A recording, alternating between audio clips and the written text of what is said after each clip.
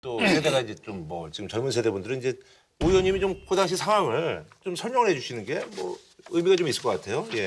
당시는 그 개헌을 요구하는 국민들과 야당의 네네네. 요구가 한 2년간 계속 돼 왔고 정권을 잡고 있던 이제 전두환 대통령이 학생운동과 민주화운동을 탄압하려고 굉장히 많이 검속을 해서 그분들을 이제 말하자면 뭔가 조직으로 엮으려고 하고 그러다 보니까 고문을 이제 네네네. 진행을 해서 당시 서울대생 네. 정철군이 이제 고문으로 숨지게 된 거죠. 87년 1월 14일. 뭐 예. 잘 아시지만 이제 그 전에도 뭐 부천서 성고문 네네네. 사건이나 되게 정상적으로 도저히 상상할 수 없는 흉악한 사건들이 많이 생겼는데 박종철 군은 이제 목숨을 잃게 되니까 그때 많은 국민들이 그 1월 14일이 굉장히 추운 겨울이었거든요. 네네네. 야, 좀 너무하다. 사람까지 죽이냐 고문으로 이제 이런 분노가 워낙 폭압적인 분위기가 큰 소리로는 못해도 꽤 많이 이렇게 국민들 속에 번져가던 그 시기가 이제 바로 이 영화의 출발인 박종철 열사의 고문 치사 사건이죠. 근데 이미 그 전에 네네네. 1985년 6년부터 소위 형사 피고인이 된 민주화운동 단체나 혹은 학생들이 법정에서 고문당한 사실 호소를 굉장히 많이 했어요. 제일 대표적인 게 민주화운동 청년연합 김근태 의장 네네네네. 사건이죠. 예. 고문으로 생긴 상처 딱지를 가족에게 전하려고 온갖 노력을 하고 그리고 법정에서 호소를 하고 검찰에 조사받으러 와서 얘기했을 때 아무도 귀 기울이지 않았어요. 그거를 숨기는 데만 급급했고 언론 통제만 했고 그러니까 그게 박종철 사건에서 터져나온 거지 그 전부터 몇 년간 진행되는 사건이었어요. 이 고문이라는 게. 근데 그게 눈앞에 딱 터지니까 또 그 충격은 좀 다른 거죠. 네네. 저는 그거를 1호선 그 종강역 그 플랫폼에서 알았는데요. 지금도 기억이 생생해요. 그게 아마 중앙일보 첫 보도였던 것 같은데 서울대생 뭐 조사 중 사망 이런 제목으로 1단 기사로 조그맣게 났는데 보도 지침이 있어서 그런 거는 1단 이상으로 못 쓰게 했나 봐요. 그러니까 제목을 요만하게 달고 그때 세로 쓰기 할 텐데 요렇게 몇 줄 가다가 요 밑으로 요렇게 와서 그 다음 줄에 또 요렇게 몇 줄 가고 또 내려와서 가고 이렇게 해서 5단인가에 걸쳐서 꽤 긴 분량의 기사를 실었어요. 근데 그걸 몰랐는데 그때는 신문파리가 있었어요. 네네네네. 근데 그 신문 파는 청년이 편집권을 발동해서 빨간 매직으로 그 선을 따라서 이렇게 해서 딱 붙여놓고 특종 서울대생 조사 중 사망 이걸 외치고 있더라고요. 거리의 편집자들이 그렇게 빨간 매직으로 테를 둘러서 신문이 난리로 진짜 팔렸어요. 그 사람들이 시민들이. 그래서 그거 보고 큰 사건 터졌다 이거. 그리고 이거는 그냥 남영동에서 고문하다 죽인 거네. 우리는 이제 바로 느낌이 왔죠 그때. 저는 사실 이제 그 당시 이제 고등학교 이제 2학년이어가지고 그래도 뭐 알 건 다 알 나이지. 좀 보고 그래서 근데 저도 어저께 영화 봤는데 뭉클하더라고요. 예.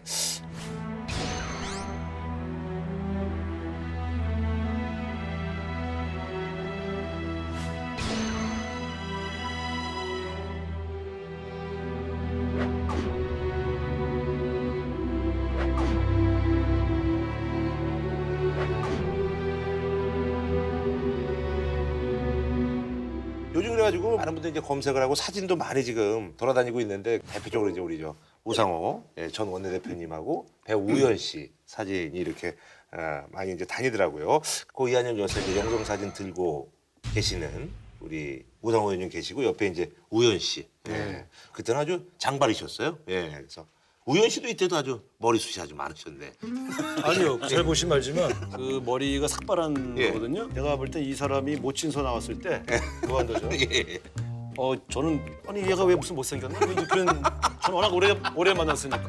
그리고 후배더라고요. 근데 예. 신혼 때 같이 살았거든요. 예. 안내상 우연. 근데 나는 못생겼다는 생각을 한 번도 안 해봤어요, 이 사람이 진짜. 근데 이 일을 했어 무한도전에서 근데 내가 못생겼나? 그거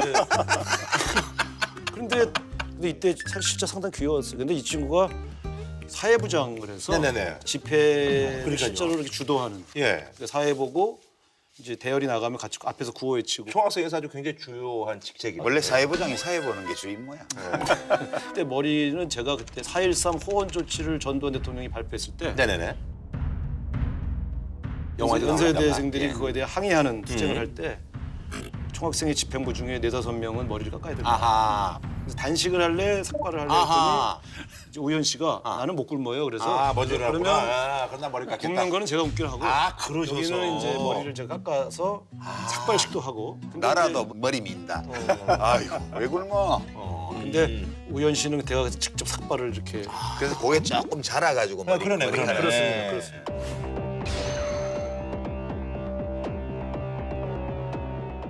그때 인연이 돼서 신혼 때는 안내상 우현 두 분이 이제 무명 배우 대학로 시절에 예. 저희 신혼집에서 같이 살고 정릉에 제 신혼집에는 배우들이 엄청 왔다 갔어요. 나중에 알고 보니까 그 사람들 다 유명한 사람들 됐고 예. 어떤 분들인지. 이제 이문식 씨 아. 그다음에 이제 제 첫 선거 때 와서 아르바이트 했던 분 중에 이제 이필모 이필모. 이종혁 뭐 이런 분들 이게 다 이제 이 우현 안내상이 맞아. 예. 대학로 시절에 이렇게 맞아요, 후배들. 예, 같이 영국 가고. 아르바이트나 하지 그러면서 이제 와서 그러셨구나. 근데 그분들이 이렇게 유명해질 줄은 당신은 생각을 못했죠. 그분들도 우상호가 그렇게 유명해질 줄 생각 못했고. 검은정 씨로 이제 성장하셨으니까. 그건 맞아. 예. 아니 근데 그 당시 그 안내상 씨도 이제 학생운동을 열심히 하셨는데 사진에는 등장하지는 않네요. 당시에 요 집회들은 대개 집행부, 총학생회 집행부가. 집행부들이 주도했기 때문에 안내상 씨는 지하에서 더 과격한 활동을 했지. 그러니까요. 그래서 내가 뭐, 알기로. 예. 그죠? 그 얘기 되나? 아니 본인이 말씀하신 이 사람이 건데. 그 안내상 씨가 구속될 때 죄명이 청포 도검류 뭐 그런 거 아니었어요? 본인이 말씀하셔가지고. 미 문화원에서 네네네. 이들 옛날에- 벌리는 바람에 사실은 안내상 씨는 미국을 못 갑니다. 제가 볼 때는 아마 미국 블랙리스트에 들어갔어요. 한국 블랙리스트는 안 들어가 있는데 미국 블랙리스트. 87년 이전에 80년에서 87년까지는 이게 워낙 그 군부 독재 정권의 탄압이 심하다 보니까 학생 운동이 전부 지하로 내려가잖아요. 그러니까 소위 비합법 운동을 하는 사람들이 있고 이렇게 얼굴 잘생기고 좀 그 바깥에서 그렇지. 그 이야기 잘하고 이런 사람들은 소위 그 공중에 떠서 학생회장이라든지 뭐 그렇지. 공개적인 그게 역할의 활동을 하고 전도라는 그 역할 건데. 분담이 돼 있어요. 그러니까 이 진짜 중요한 인물들은 암약하고 뭐 잡혀가도 별로 영양 손실이 없는 사람들이 나나 우상호 의원처럼 앞에 나서서 나대다가 이제 위에는 잡혀가고 중요한 인물들은 남는 거지. 그러던 학생운동의 풍토를 87년 제가 학생회장 하면서 바꾼 거예요. 그 실세라 이거지. 그러니까 그때 저도 원래 언더였거든. 근데 이제 학생회장 할 사람들이 다 잡혀간 거예요. 그러니까 이제 그때 지하 지도부가 날 찾아가서 차출. 할 사람이 없다. 우리 때도 그랬어요. 그거는. 형님이 좀 맡아달라. 누굴 차출하냐 하면 날라가도 손실이 별로 없는 사람을 차출하는 이제 거예요. 그래서 제가 그때 뭐냐면 학생운동의 변화를 대중운동. 그러니까 앞에서 큰 소리 치고 구호 많이 치다 잡혀가는 걸로는 전두환 대통령을 무너뜨릴 수 없으니 대중 노선으로 바꾸자 하고 대신 그거를 나한테 정권을 주라. 연대에서는 국회의원 될 사람이었네.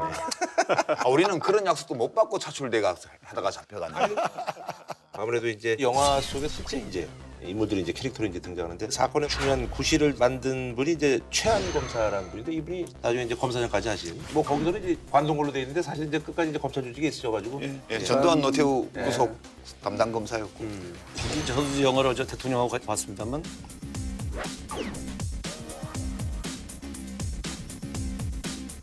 사실 최환 그분이 그 당시에 그 시체 화장을 막은 거 그건 정말 잘하신 거예요.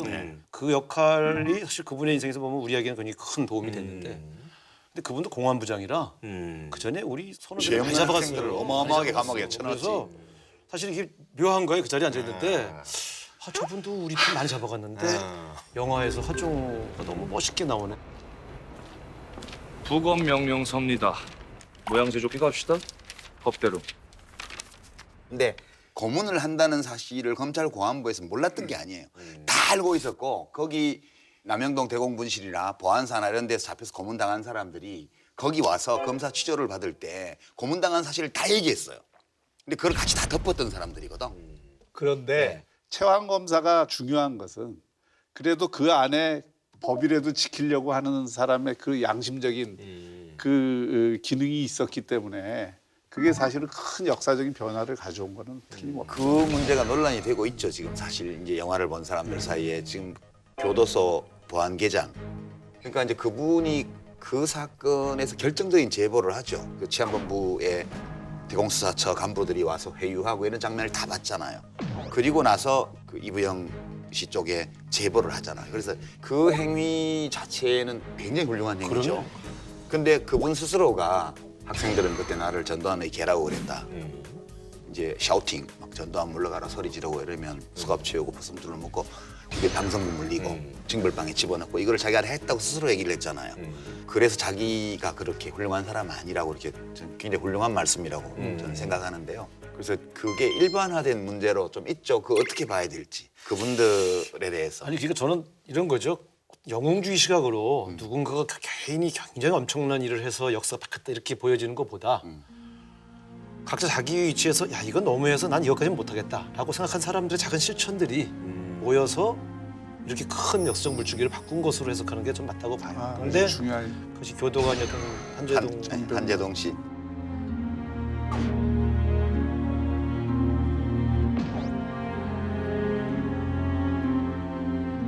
대통령하고 영화를 같이 보는데 그분이 일어나서 이한열 열사 어머니한테 인사를 하면서 죄송하다고 그러더라고요.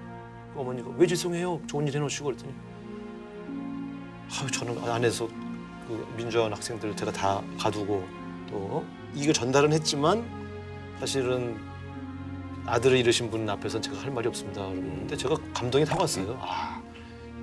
저분은 그걸 부끄럽게 생각하지만 저분이 그때 만약에 그거를 바깥으로 김정남 선배한테 전달 안 했으면 진실이 밝혀질 수가 없잖아요. 그것들이 진실을 알리는데 얼마나 큰 역할을 했나 생각하면 저는 뭐 독재 하에서 이런저런 자기 직업상 일을 안 할 수는 없었지만 그래도 이것만큼은 내가 더 이상 할 수가 없다고 생각해서 옮겨졌던 많은 일들. 이거는 저는 있는 그대로 훌륭한 일을 했다고 평가해 드리는 게 좋지 않겠나. 최한 검사를 볼 때도 그런 마음이 드세요?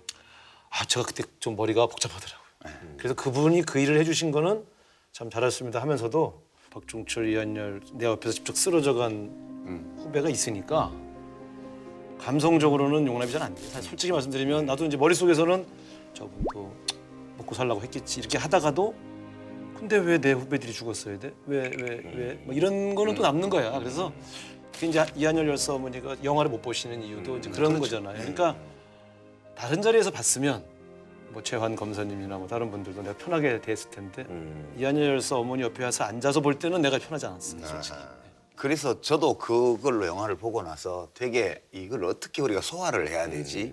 를 고민을 좀 했어요. 지금 제 생각은 그래요. 사람은 살다 보면 한 번 쓰이는 때가 있는 것 같다고.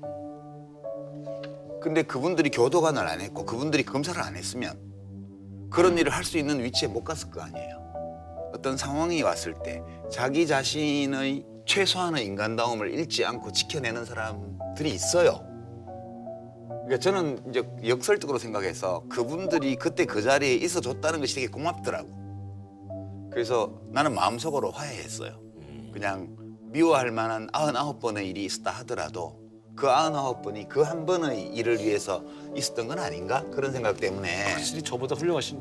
네. 저보다 훨씬 훌륭하시. 나 아직 그 정리가 아직 안 됐어요. 예. 좀 힘들긴 한데 그분들이 그런 일들을 할 때에도 원해서 옳다고 생각해서 한 것은 아니었을 것이다. 그렇게 생각하게 되는 거예요. 우상호 의원님이 마음속으로 이게 잘 안 된다고 이제 나도 공감이 돼요. 공감이 되지만 그때 그 시점에서 옳게 살았다고 그 사람의 인생이 다 옳은 것도 아니잖아요. 그렇죠, 그건 그렇죠.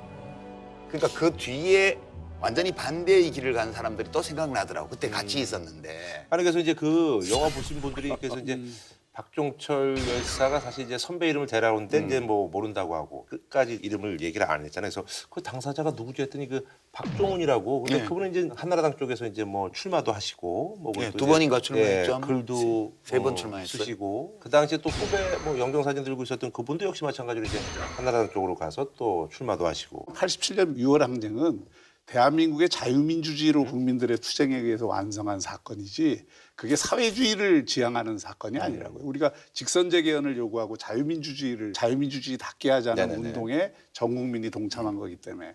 근데 그 뒤에는 분화가 돼요.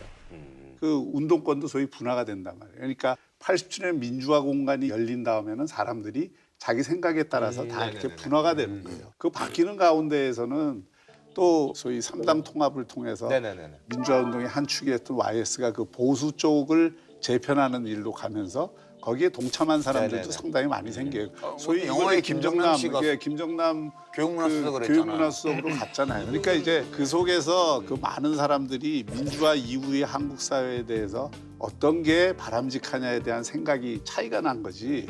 지금 여당을 계속 하고 있으면은 전향을 안 한 거고 야당으로 갔으면 전향. 저는 이런 식의 판단은 의원 무슨 할 말이 있을 것 같아요. 민주화 운동을 했던 분들이 각기 새로운 정치적 비전이나 전망을 가지고 정당을 선택해서 자기 생각을 펼치는 것 자체는 전향이나 변절로 표현하는 것은 좀 더 너무하다고 생각하는데요. 그렇지만 이제 이 박종훈 씨 문제는 저는 그렇게 짚을 문제는 아니고요. 이분이 그 당을 선택해서 갔을 때 박종철 씨 유가족들이 받은 상처는 너무 깊었어요. 이분들에겐 같은 편인가요, 그게?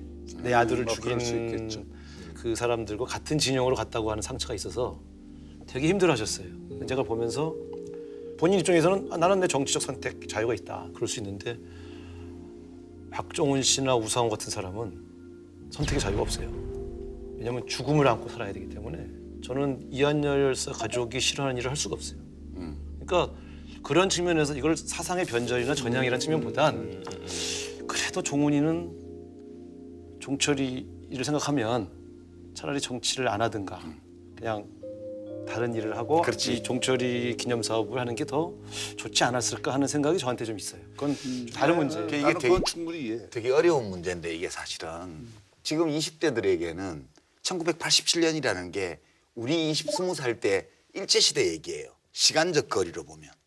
그렇죠. 지금 30년 전 얘기이기 때문에 우리가 일제시대를 보면 김일독립선언문에 서명했다가 나중에 우리가 친일파라고 얘기하는 대로 간 분들도 있고 무장투쟁하러 간 분들도 있고 뭐 다 다르잖아요.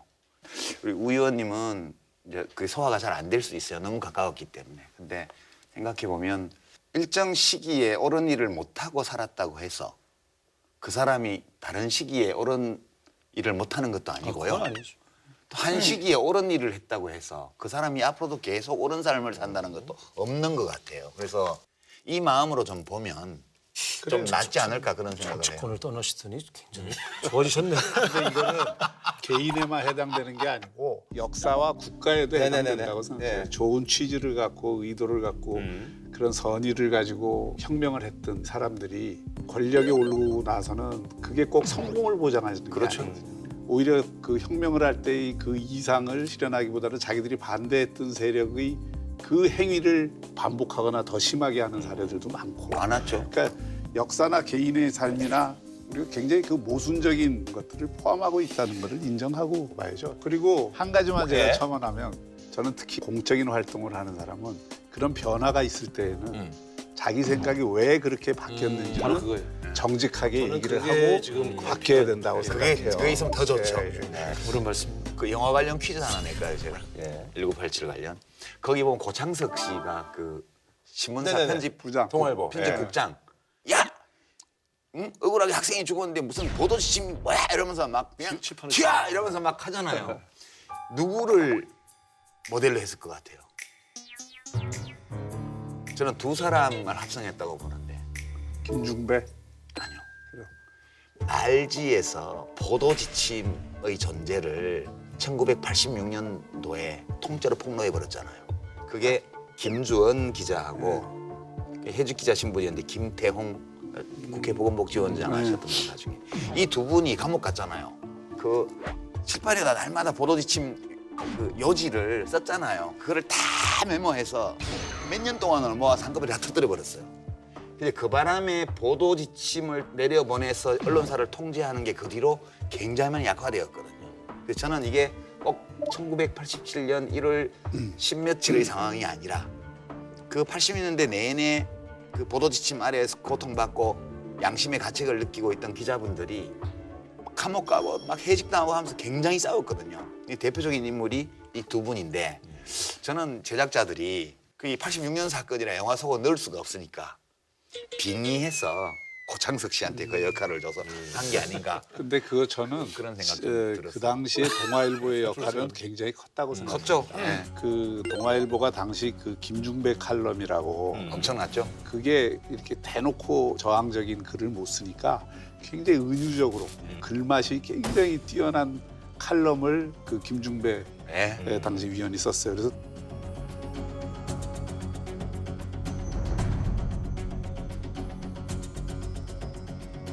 동아일보 열동률이 굉장히 높았습니다. 등대였죠, 등대. 그리고 그러니까 김중배 그렇기 칼럼은. 때문에 당시 동아일보가 보수적인 신문이지만 민주화에 대한 열망은 굉장히 컸던 신문사고 JTBC에서 그 동아일보 그 얘기 분위기가, 되는 거예요? 우리는 다 해요. 다 해요? 우리 뭐든지 다 해요. 굉장히 좋네 분위기가. 그 분위기가 반영이 됐던 거라고 봐요. 어서 와. 썰자는 처음이지. 너무 그게 아니라 타사 얘기 안 하고 이런 게 있죠. 편집은 제작진이 맡겨야죠. 그럼 맡게 되네? 그럼 맡으세요. 아니 진짜 얘기해 주지. 아니 그래서 이제 그 6.29 선언 나오고 해서 이제 그 직선제했는데 사실 이제 그 양김이 이제 분열해가지고 노태우 대통령이 이제 당선이 됐잖아요. 예. 그때 상황 좀 어떠세요? 지금 생각해 보면. 87년 6월에 광장에서 승리하고 제도권에서는 졌지 않냐.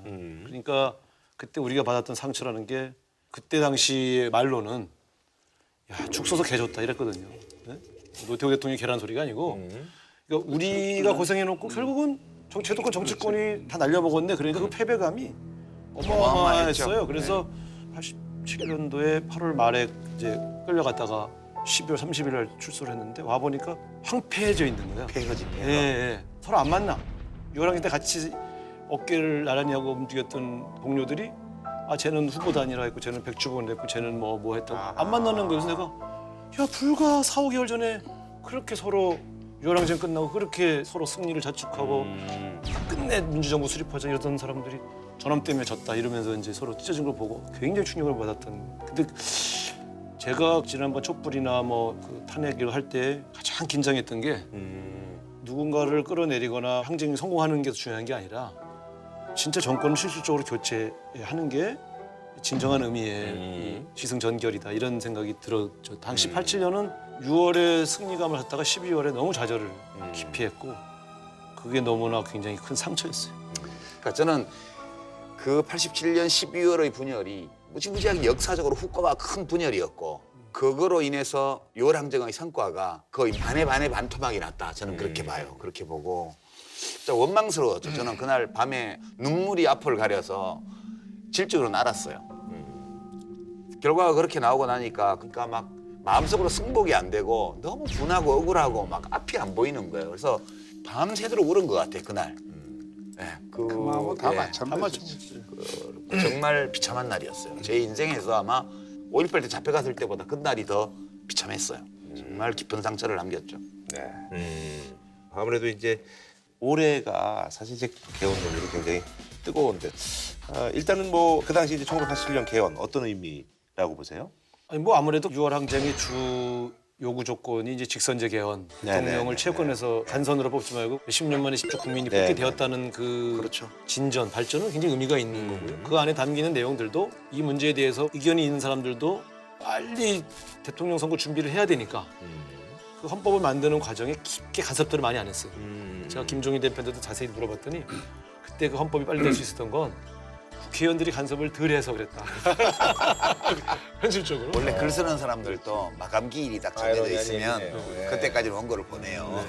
그 비슷한 거지. 이제 뭐. 30년이 지났으니까 그때 만들었던 법이 이거는 이제는 시대에 안 맞다. 좀 고쳐야 되겠다고 하는 것들이 많이 늘어났죠.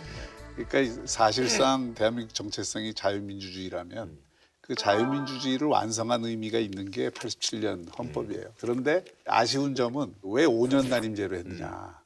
6년은 너무 길고 4년은 너무 짧고 연임제는 장기 집권 할 가능성이 있다고 해서 5년 한 거예요. 그리고 대통령 하고 싶은 사람이 너무 많았고. 그러니까 근거가 없어. 그러니까 역사적으로 다른 나라에 5년 단임제를 한 나라가 없어요. 옛날에 저 가요 탑10에서 정말 시대 시스템 아니에요? 5주 연속하면 아예 그냥 차트에서 사라지는 거. 지금 생각하면 말도 안 되는 거예요, 그게. 말도 안 되지만 그거 하고 싶은 가수들도 많은데 혼자 계속 해봐. 그러니까 대통령이 너무 오래 하지 말자 하는 고치지가 주로 반영이 되는 헌법. 그러니까 그게 사실은 유신헌법 이전의 헌법으로 돌아간 거예요. 대부분의 내용이 다. 뭐별 새로운 내용 없어요. 새로운 내용이라고 해야 헌법재판소를 신설한 거. 그게 우리 80년대 내내 이루어졌던 민주화운동, 인권운동의 과정에서 이런 국가기구가 필요하다는 인식이 굉장히 폭넓게 자리 잡고 있었기 때문에 문명국가 대부분이 가지고 있는 헌법과 비슷하게 만들고 핵심 조항은 유신헌법 이전의 헌법을 참조하고 그리고 헌법재판소 신설처럼 시민사회에서 제기한 그런 과제 이런 거 일부 받아가지고 뚝딱뚝딱 그냥 완전 비문투성이에요. 내가 보기에는 비문이 한 200개는 되는 것 같아. 그 형식이나 세부 내용 면에서는 또 이제 좀 손을 봐야 될 시기가 오긴 하죠. 네네네.